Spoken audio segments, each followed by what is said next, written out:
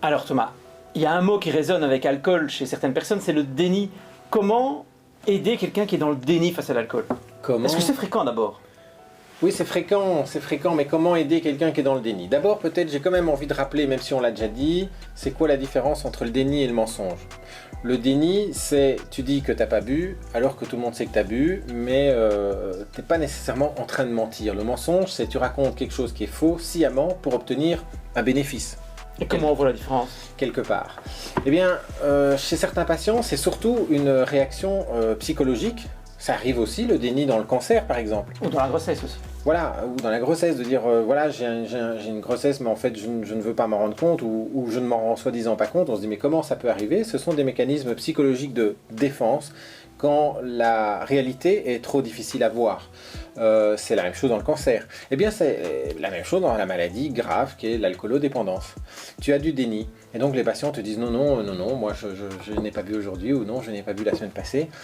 C'est une forme de protection parce que c'est trop compliqué, trop lourd pour eux de pouvoir le comprendre. Et aussi parce qu'ils n'ont pas la solution peut-être. Et donc c'est plus facile d'être dans le déni, non? Voilà, voilà. Alors, tu crées aussi du déni, voire, alors là, ou parfois du mensonge, la manière dont tu es. Hein? Est-ce que tu as bu, Vincent, aujourd'hui?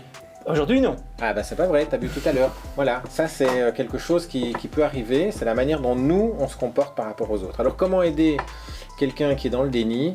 Moi je pars souvent des effets de son comportement. C'est-à-dire, il est malheureux parce qu'il a perdu son job ou parce que sa femme est fâchée. Et je lui demande d'expliquer un petit peu comment c'est arrivé. Et je vois comment il construit les choses. Il y a des gens où on se dit, tiens, on se rend compte qu'ils sont en train de raconter des choses un petit peu hors réalité, qui sont plutôt de l'ordre du mensonge. Hein, ils essayent de m'embirlificoter, comme on dit chez nous. Et de l'autre, ça tient pas trop la route, puis ils se disent oui, c'est vrai, en fait, il y a ça qui s'est passé, j'étais pas bien, j'étais malade. Je pars de leur souffrance, en fait, souvent.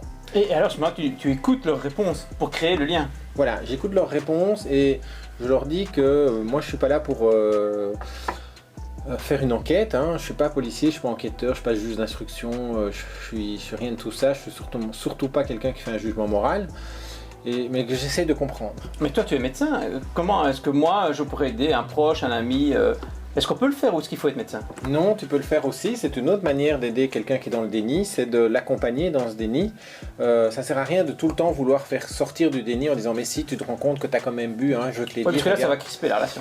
Ben, ça crispe et donc là ça amène à la protection d'office. Ben non, je vais arrêter de dire quelque chose puisque chaque fois ça me retombe dessus, mais plutôt de venir avec une démarche empathique qui est de dire je suis inquiet.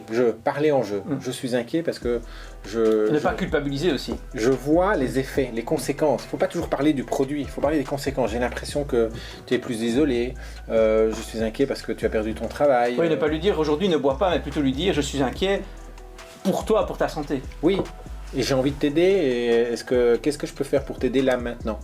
Ça peut parfois être des choses très basiques, hein. Il y a des patients dépendants qui ont besoin de choses extrêmement basiques comme aide, mais pas d'un long discours moralisateur. Donc en tout cas, à ne pas faire, la morale, ça marche pas. Alors on s'arrête là. Essayez de parler à vos amis. Et à votre famille.